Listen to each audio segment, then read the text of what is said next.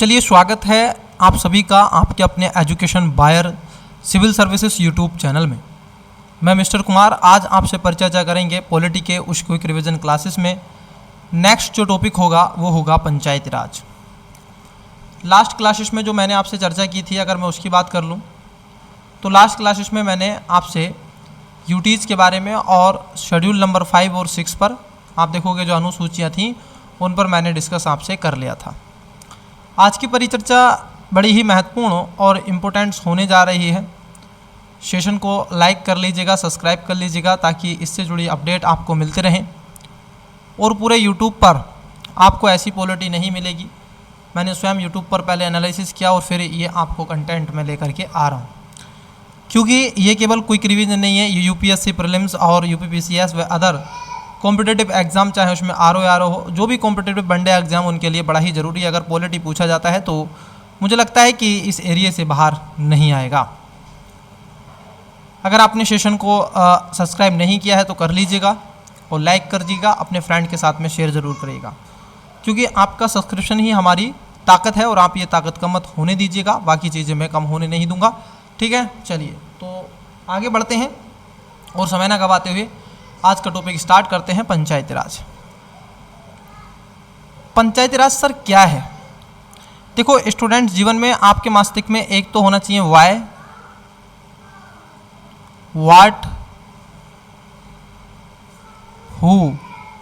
ये ऐसे शब्द हैं आपके जीवन में होने चाहिए अगर आप स्टूडेंट्स हैं तो, ठीक है। और ये शब्द आपको हर चैप्टर पढ़ते समय, बात करते समय या कुछ चीज़ आपको करते समय ये शब्द आने चाहिए, ताकि इससे आप में चीज़ों को जानने की और ज़्यादा क्यूरियोसिटी बढ़ जाती है और आप और ज़्यादा चीज़ों को आगे बढ़ाने का प्रयास करते हैं। सही है। चलिए तो आज हम परिचर्चा किस में है? पंचायती राज। देखो पंचायती राज की अगर हम बात कर लें तो संविधान के अगर भाग की बात कर लें, क्या संविधान में अलग से इसके लिए कोई सेपरेट पार्ट ढूंढा गया है या अलग से चीज़ें इसमें रखी गई हैं? तो देखो संविधान का एक आर्टिकल आता है सर, एक पार्ट है संविधान का, पार्ट नंबर 4। इसी में आपको एक शब्द मिलता है DPSP, ठीक है। यहाँ पर एक आर्टिकल है सर, आर्टिकल आप देखोगे एक आर्टिकल है 40 और ये कहता है कि राज्य का यह कर्तव्य होगा कि राज्य आप देखोगे भविष्य में या भी पंचायत राज की स्थापना करेगा। और मैं आपको बता दूँ, अगर आप लोकतंत्र की बात करते हैं, इसकी बात करते हैं, लोकतंत्र की बात करते हैं तो इसका ये प्रथम स्तंभ है। प्रथम स्तंभ आप देखो, अगर लोकतंत्र की शुरुआत होती है तो सर यहाँ से होती है, पंचायत से, ठीक है। हम देखें पहले इसकी थोड़ी हिस्ट्री पर जान लेते हैं। हिस्ट्री क्या है? हिस्ट्री ये है कि भारत में ब्रिटिश औपनिवेशिक शासनकाल के समय वर्ष 1882 में लॉर्ड रिपन ने आप देखोगे स्थानीय स्वशासन की स्थापना की थी। उसने ये प्रस्ताव रखा और भारतीय स्वशासन संस्थाओं के इतिहास में इसको मैग्ना कार्टा की संख्या दी जाती है। तो किसने रखी थी? लॉर्ड रिपन ने रखी थी 1882 में, और इसको मैग्ना कार्टा की संख्या कहा जाता है। इसमें नगरीय और स्थानों को दोनों को साथ लेने का प्रयास किया गया। पंचायत और न्याय पंचायत और जिला स्तर पर पंचायत व बोर्ड का गठन करने का प्रस्ताव रखा गया, परंतु वर्ष 1919 में स्थानीय स्वशासन को हस्तांतरित करने के विषय पर, अर्थात इस पर कानून बनाने की शक्ति आप देखोगे प्रांतीय विधायकों को दी गई, लेकिन 1919 से पहले जो थी वो आपको कहीं ना कहीं केंद्र के पास थी। विषय उठा कि सर ये तो हिस्ट्री हो गया 1882 से, और आप देखोगे लॉर्ड रिपन ने और मैग्ना कार्टा 1919 में प्रांतों को शक्ति कानून बनाने की दे दी गई। आता है कि क्या भारतीय संविधान निर्माताओं ने इस पर विचार नहीं किया? मैंने कहा कि संविधान के पार्ट नंबर 4 DPSP और आर्टिकल 40 में इस बात का चर्चा की गई है कि राज्य इनके प्रति कदम उठाएगा, और समय रहते हुए राज्य ने कदम उठाए। उसी कदम पर मैं आपसे चर्चा देख रहा हूं कि संविधान लागू होने के बाद जो विकास की यात्रा थी वो क्या रही। चूंकि आप सभी वाकिफ हैं कि 2 अक्टूबर 1952 को देश के 55 विकास खंडों का सामुदायिक विकास कार्यक्रम की शुरुआत कर दी गई और इस कार्यक्रम में मूल्यांकन के लिए एक समिति बनाई गई थी, आप देखोगे बलवंत राय मेहता समिति। चूंकि गाँव को डेवलप करना था, क्षेत्रों को डेवलप करना था, और जब इन सबको डेवलप करना था तो इनके लिए एक समिति बना दी गई, बलवंत राय मेहता समिति।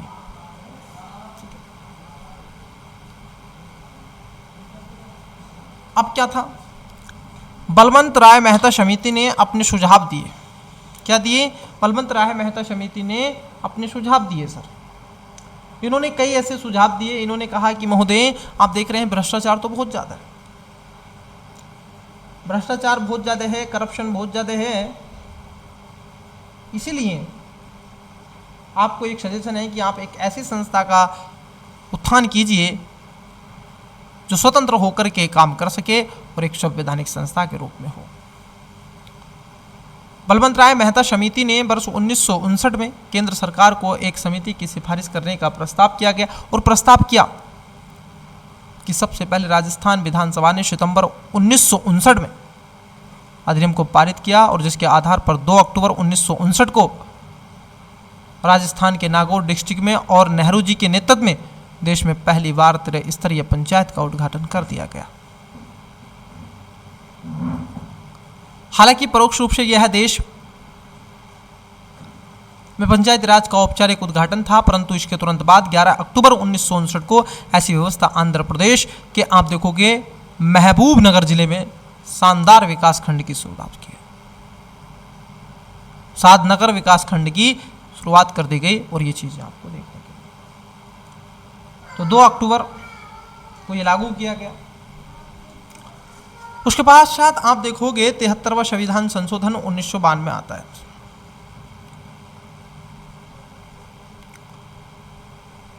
चौबीस अप्रैल 1993 को और 73 कॉन्स्टिट्यूशन अमेंडमेंट को पूरे देश में लागू कर दिया गया, implementation overall country of India. और साथ ही साथ राष्ट्रीय पंचायत दिवस के रूप में 24 अप्रैल को मनाने का प्रावधान रखा गया। इस संशोधन के माध्यम से पंचायती राज को पुनः संवैधानिक दर्जा दे दिया गया और संविधान के भाग नंबर 9 में पुनः आप देखोगे एक भाग शामिल किया गया और साथ ही साथ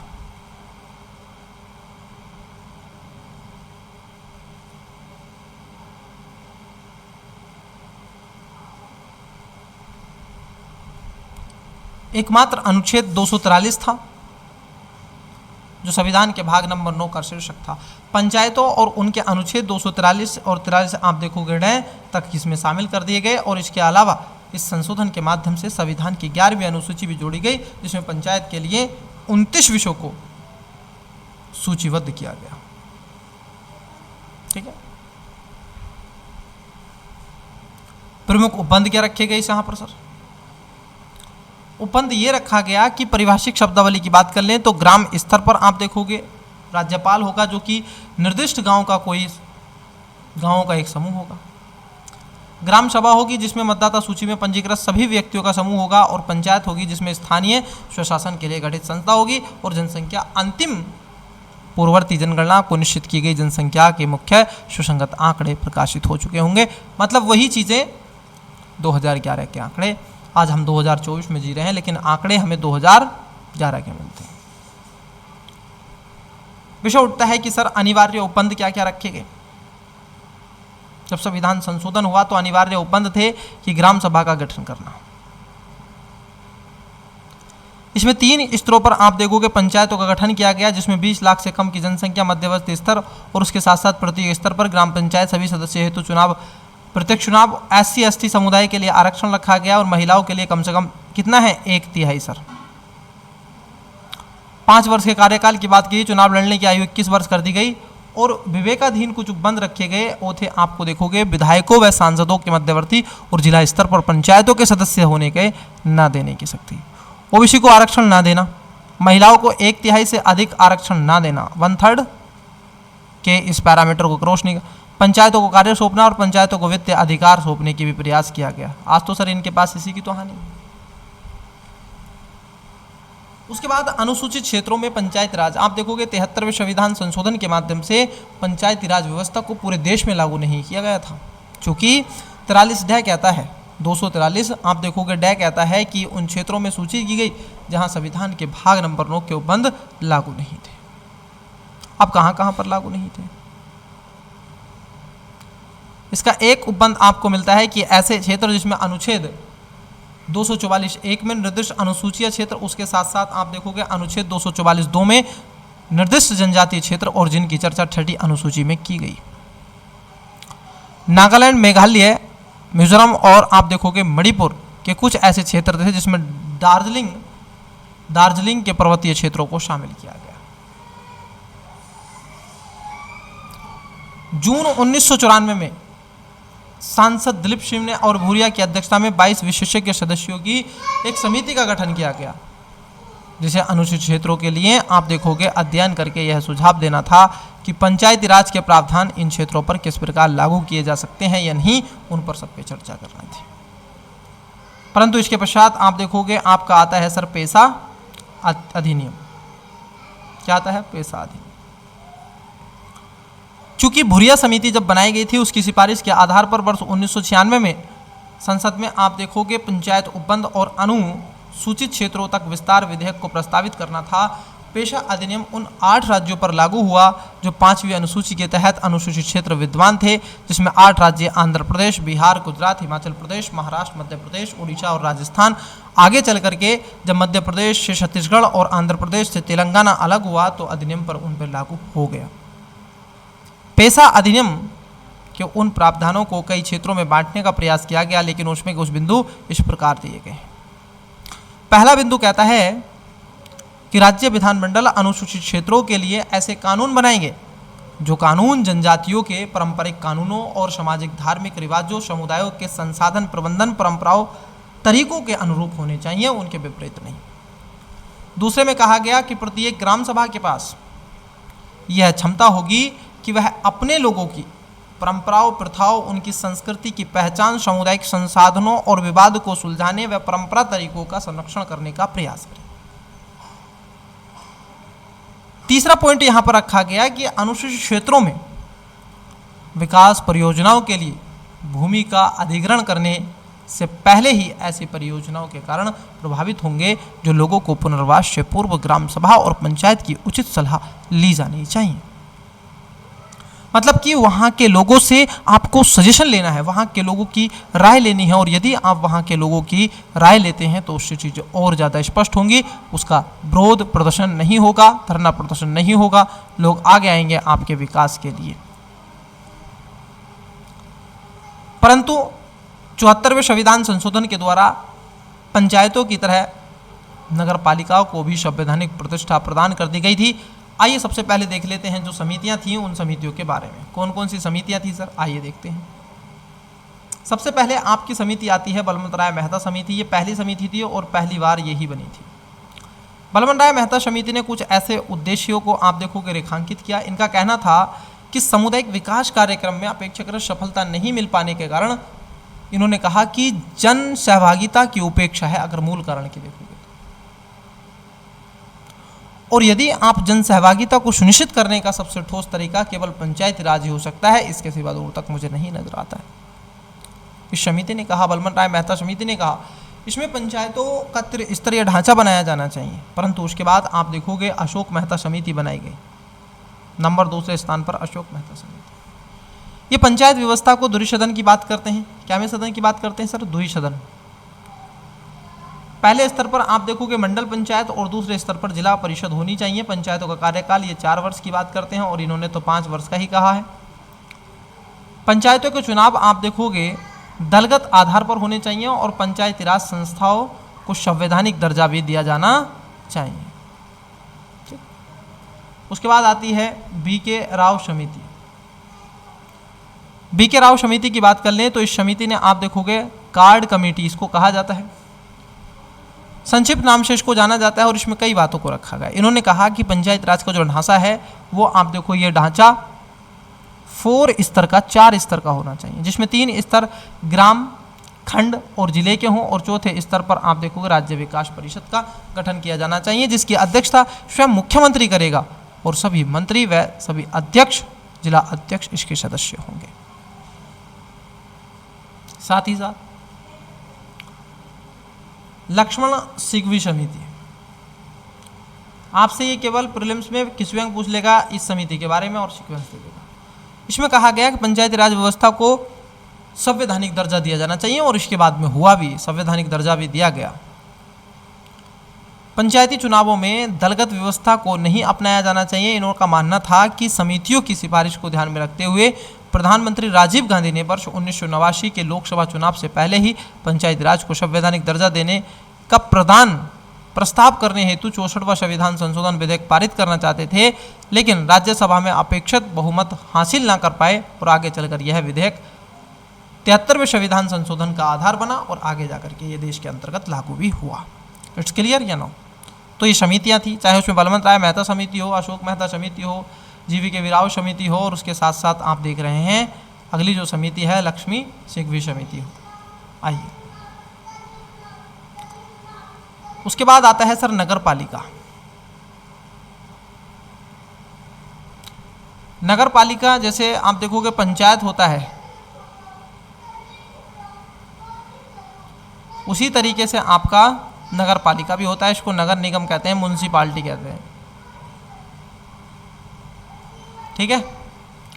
74वें संविधान संशोधन के प्रमुख प्रावधानों को रखने का प्रयास किया गया, जैसे 74वें संविधान संशोधन का संबंध नगर पालिकाओं अर्थात शहरी भारत के स्थानीय स्वशासन की संस्थाओं के साथ है, जिसमें संविधान के अनुच्छेद 243 आप देखोगे पी और 243 आप देखोगे जेड तक नगर पालिकाओं को विभिन्न उपबंध जोड़े गए। नगर पालिका इसके अंतर्गत प्रत्येक ऐसी संस्था को शामिल किया गया जिसमें संविधान के अनुच्छेद 243 क्यू के तहत स्थानीय आप देखोगे नगरीय स्थानीय स्वशासन के लिए गठित किया गया, चाहे किसी राज्य उसके कुछ भी नाम हो, ऐसे चीज़ों को रखने का प्रावधान रखा गया। नगर पालिका क्षेत्र की बात कर लें तो ऐसा क्षेत्र था किसी नगर पालिका के तहत आने वाले प्रादेशिक क्षेत्र जिसमें राज्यपाल द्वारा अधिसूचित किया गया है। महानगर क्षेत्र आप सभी जानते हैं, जहां पर 10 लाख से अधिक जनसंख्या वाला क्षेत्र होता है, जिसमें जिले और आप देखोगे 2 से 2 अधिक नगर पालिका पंचायतें आदि राज्यपाल के क्षेत्र में आप देखोगे लोक अधिसूचना के तहत आते हैं। वहीं समिति की बात कर लें, इसका अर्थ 243 एस में दिया गया और कहा गया है कि इसके तहत कोई भी समिति, चाहे वह कार्ड समिति हो या अन्य समिति। अब विषय उठता है नगर पालिका के विभिन्न स्तर क्या हैं। संविधान के अनुच्छेद 243 क्यों मतलब थ के अंतर्गत नगर पालिकाओं के 3 स्तरों की चर्चा की गई है, खासतौर पर नगर पंचायत, नगर पालिका परिषद और उसके साथ साथ नगर निगम। इसके कई ऐसे स्पष्टीकरण हुए हैं, जैसे नगर पंचायत का यह संक्रमणकालीन क्षेत्र है, ट्रांजिशनल एरा में गठित की जाती है और संक्रमण क्षेत्र में उस क्षेत्र को कहते हैं जो ग्रामीण क्षेत्र से शहरी क्षेत्र में परिवर्तित हो रहा हो। नगर पालिका परिषद उन्हें लघु नगरीय क्षेत्रों अर्थात छोटे शहरों में गठित किया जाता है।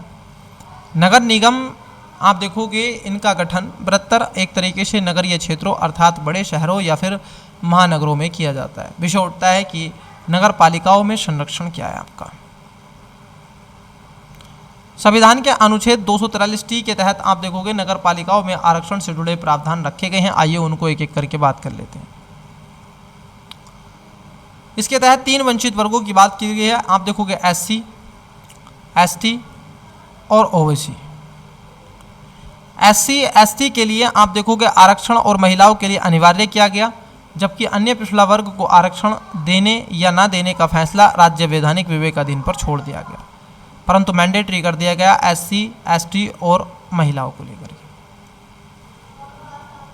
SC और ST के प्रत्येक आप देखोगे नगर पालिका क्षेत्र में यथासंभव उतने ही स्थान आरक्षित रहेंगे जो उस क्षेत्र में उन वर्गों की जनसंख्या के अनुपात के समानुपाती हैं। यह नियम ठीक वैसा ही है जैसे पंचायत के संबंध में लागू होता है। आपको बता दें कि महिलाओं के लिए प्रत्येक नगर पालिका क्षेत्र कम से कम 1/3 स्थान आरक्षित रखने होंगे, जो कि जिस तरीके से पंचायत में है। महिलाओं के लिए 1/3 से अधिक स्थान आरक्षित किए जा सकते हैं, किंतु उससे कम नहीं। उसके साथ साथ राज्य विधान मंडल में यह तय करना है कि उन्हें 1/3 स्थानों का आरक्षण दिया जाए या उनसे अधिक। ये बात विधान मंडल तय करेगा, ना कि संसद तय करेगा। राज्य का। क्लियर? अब आप देखोगे उपयुक्त दोनों तरह के आरक्षणों के लिए आप देखोगे चक्करनुमा रोटेशन पद्धति आवंटित किए जा सकेंगे। इसका अर्थ यह होता है कि किसी चुनाव में आरक्षित घोषित किए गए स्थान या निर्वाचन क्षेत्र हमेशा के लिए आरक्षित नहीं हो सकते, क्योंकि बारी बारी से विभिन्न स्थानों या निर्वाचन क्षेत्रों को आरक्षण के तहत लाया जाएगा और SC ST के लिए आरक्षण किए गए कम से कम 1/3 उसी वर्ग की महिलाओं के लिए आरक्षित रहेंगे। इसका अर्थ यह है कि महिलाओं का आरक्षण अन्य दोनों आरक्षणों से पूर्णतः पृथक नहीं होगा। उन वर्गों के लिए आरक्षित स्थानों में महिलाओं को दिए गए आरक्षण के बाद जितने स्थान महिला आरक्षित क्षेत्र नीतियों के तहत बाकी रह जाएंगे, किसी भी वर्ग की महिलाओं को प्रत्याशी के लिए आप देखोगे उपलब्ध करा दिए जाएंगे और यह नियम पंचायत की व्यवस्थाओं के लिए समान ही है। वहीं अगर हम देखें नगर पालिका में अध्यक्षों के पदों के लिए भी आरक्षण की व्यवस्था की गई है। इसके तहत SC और ST और महिलाओं के लिए ऐसी रीतियों को आरक्षित करेंगे जो विधानमंडल निर्धारित करेगा। ये चीज़ें आपको पता होनी चाहिए। विषय उठता है कि अनुसूचित जातियों और अनुसूचित जनजातियों को दिए गए आरक्षण पर वही समय सीमा लागू होगी जो संविधान के अनुच्छेद 334 में लोकसभा और विधानसभा और उनके आरक्षण के संबंध में निर्दिष्ट है। गौरतलब है कि वर्तमान में यह समय सीमा संविधान लागू होने के 70 वर्षों तक अर्थात 2020 तक के लिए प्रभावी होगी, परंतु अब इसको बढ़ा दिया गया है। समय सीमा की यह शर्त महिलाओं आरक्षण पर लागू नहीं होती है। वैसे तो लोकसभा या फिर विधान सभाओं में अभी तक महिलाओं को कोई आरक्षण नहीं मिला है और बात हो रही है नारी शक्ति वंदना योजना की, जो आप देखोगे 19वीं लोकसभा से उसको रखा जाएगा। हालांकि अभी कोई ऐसा नहीं है। फिर आता है अदर प्रोविज़न जो इम्पोर्टेंट्स हैं। क्या क्या है सर? प्रत्येक नगरपालिका चाहे किसी भी स्तर की हो और अपनी पहली बैठक में 5 वर्षों की अवधि तक बनी रहेगी। क्या रहेगी? 5 वर्षों की अवधि तक। ठीक है। वह किसी भी स्थिति में इससे अधिक की अवधि अस्तित्व में नहीं होगी। किसी भी स्थिति में नगर पालिका की आप देखोगे जो अवधि है वो पूर्ण होने से पहले ही चुनाव कराए जाएंगे। नगर पालिका को उस समय प्रवृत्त किसी भी विधि के तहत 5 साल से पहले ही विघटित किया जा सकेगा। इसका अर्थ यह है कि यदि राज्य विधानमंडल में नगर पालिकाओं से संबंधित अपनी विधि नगर पालिकाओं के विघटन की कोई रीति निर्दिष्ट कर रखी है तो उसके तहत किसी नगर पालिका को 5 वर्ष की अवधि पूर्ण होने से पहले ही विघटित किया जा सकेगा। गौरतलब है कि अगर किसी नगर पालिका का उद्घाटन या विघटन उसका कार्यकाल पूरा होने से पहले ही किया जाता है तो उसे सुनवाई का अवसर दिया जाना अनिवार्य है और यह उपबंध पंचायतों वाले भाग में नहीं दिया गया है, जबकि नगर पालिका वाले भाग में स्पष्टीकरण कर दिया गया है। इन सब के साथ साथ आप देखोगे अगर मान लीजिए किसी नगर पालिका का विघटन उसकी 5 वर्ष की अवधि से पहले हो जाता है तो आपको बता दें कि 6 माह के भीतर 6 माह के भीतर आपको क्या करना पड़ेगा? चुनाव करवाए जाएंगे। और अगर विघटन के समय नगर पालिका की शेष अवधि 6 माह से कम बची है तो आप देखोगे नए चुनाव करवाना अनिवार्य नहीं है। राज्य विधानमंडल की सदस्यता के लिए 25 वर्ष की न्यूनतम आयु निर्धारित की गई है। ठीक है, विधानमंडल की सदस्यता के लिए, किंतु नगर पालिका की सदस्यता के लिए न्यूनतम आयु 21 वर्ष रखी गई है। फिर विषय उठता है कि power to impose taxes and fund, मतलब करारोपण की शक्ति और निधियां क्या हैं। आइए देख लेते हैं। संविधान के अनुच्छेद 243 एक्ट में बताया गया है कि राज्य विधानमंडल को शक्ति दी गई है कि वे विधि द्वारा नगरपालिका की करारोपण की शक्ति के संबंध में कुछ प्रावधान कर सकेगा। जैसे कुछ प्रोविजन वो कर सकता है। क्या क्या? पहला, वे नगर पालिकाओं को कर मतलब ड्यूटीज पृथक और शुल्क अधिरोपित करने की संकलित करने और विनियोजित करने के प्राधिकृत कर सकेंगे। आपको बता दें कि राज्य सरकार के कर राजस्व में कोई हिस्सा निश्चित प्रयोजन के लिए नगर पालिका को देने का उपबंध कर सकेंगे। राज्य की संसद निधि से नगर पालिकाओं को सहायता अनुदान देने के उपबंध में आप देखोगे कुछ ऐसे उपबंध कर सकेंगे। साथ ही साथ नगर पालिका द्वारा या फिर उनकी ओर से प्राप्त किए गए संपूर्ण धन को जमा करने के लिए निधियों का गठन कर सकेंगे और ऐसी निधियों से धन निकालने की प्रणाली भी संबंध में उपबंध रखे गए हैं। उसके साथ साथ आप देखोगे संविधान के अनुच्छेद 243(22) में व्यवस्था दी गई है कि संविधान के अनुच्छेद 243(I) के तहत मतलब 6 राज्य के लिए गठित वित्त आयोग पंचायतों के साथ साथ नगर पालिकाओं की वित्तीय स्थिति का भी प्रवलोकन करेगा। ठीक है, 243 आई में इस बात को रखा गया है। फिर आता है मुद्दा, अगर मान लीजिए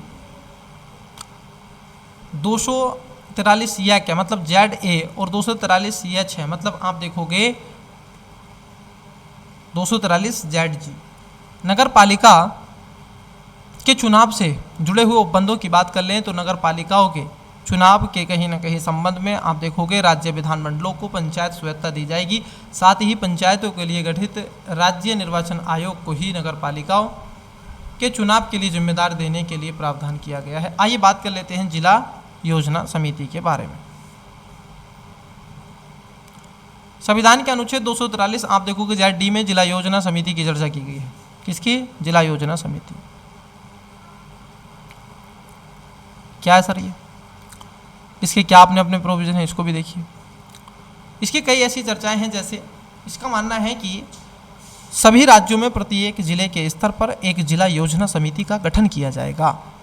इसका कार्य यह होगा कि जिले की पंचायत और नगर पालिकाओं द्वारा तैयार की गई योजनाओं का आप देखोगे कंसोलिडेशन करे और संपूर्ण जिले के लिए एक विकास योजना का प्रारूप तैयार करे।